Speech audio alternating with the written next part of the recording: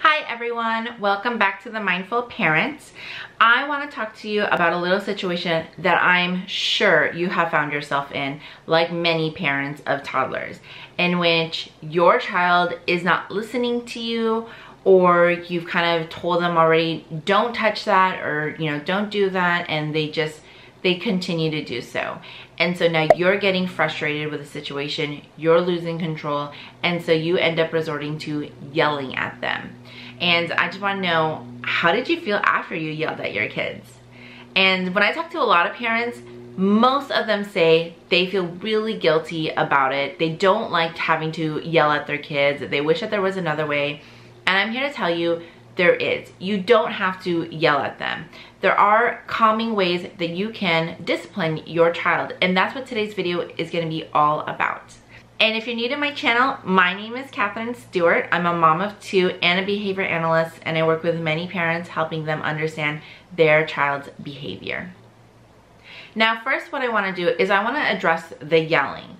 Now, I'm going to admit, I'm a parent, I'm a human being too, and I have yelled at my son before, and I know, just like the other parents, I have felt really guilty about it. It wasn't something I liked, and my child actually did not respond very well to it. And so I've kind of told myself that, like, you know what? It's unnecessary. I don't need to do yelling, and so therefore I'm trying to do more of a calm parenting approach. And this is what I'm going to be talking to you about today. Now, I know that what happens is you start to lose control. When your child's not listening to you and you've told them over and over again, like a million times, stop doing that, you're realizing that you're no longer in control of the situation. So then therefore you're becoming emotional about it and you become frustrated, which is why you resort to yelling. But you don't have to do that. You can be a calm parent. And I know that there are some parents who say their child actually responds well to what they call tough love. The parent says that they are in control. They're just being more louder or a little bit more forceful with their words, and so therefore their kid actually does respond best to that. And I agree, there are some kids that can do that. But if that's not the style of parenting you want, if you want to be more of the calm, neutral parent, then definitely watch to the end of this video. It's going to really help you so you can do that in the future. Now, in order to actually avoid yelling, you have to come up with a plan beforehand. You need to make sure that you know, okay, if Sally does this, then this is the consequence that's going to happen. And so that way you know already what the plan is. So you want to make sure that you list out all the possible offenses that your child might do. Let's say that they don't share, or that they're yelling, or they, draw crayons on the wall. I don't know, whatever it is that they do, potentially, then you already know, you have a list of what's gonna happen. They're gonna go on timeout. They lose TV privileges. They don't get to go to the park. They don't get cookies, things like that. So you already know, if this, then that. You want to make sure that you're being really reinforcing to all those behaviors that your child is doing that you like, or that you are good behaviors, so to say. And so then when they are sharing their toys, or when they're using really nice words, that you're always reinforcing them for doing that. And if you haven't caught my reinforcement video right here, go ahead and definitely check it out. It's all about reinforcement and how you can use it to really improve your child's behavior.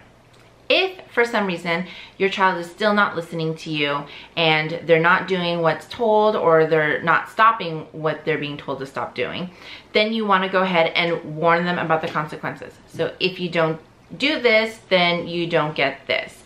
And so that way they know. But if they continue to not listen to you, then go ahead and follow through with the consequences in just a calm, neutral way. Now, when delivering the consequences, or when talking to your child when they're not listening to you, if you start to feel that you're kind of losing control again, or that you are getting very emotional about the situation, you're becoming frustrated, this is going to lead to you yelling. And so what you need to do is you need to stop. You need to kind of do like a timeout for yourself. You need to take a little bit of a break, step aside, take a couple of breaths and just kind of get back down to that neutral position, into where you can go back into the situation and you can just deliver the consequences, and that you're not coming from a place of, you know, anger or frustration or anything like that to your child. That you're just simply, you didn't clean your room, you don't get ice cream. And then as simple as that. That's it for today's video. I hope that it was really helpful to you.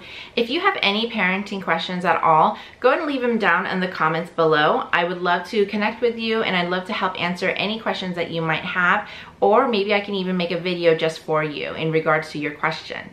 But if you did find this video helpful, go ahead and give it a thumbs up.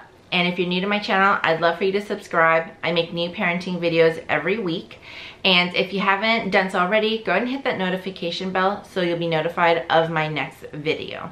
And until then, you can definitely check out these other parenting videos. Again, parenthood is really difficult, but you're doing an amazing job. And I will see you all on the next one. Bye.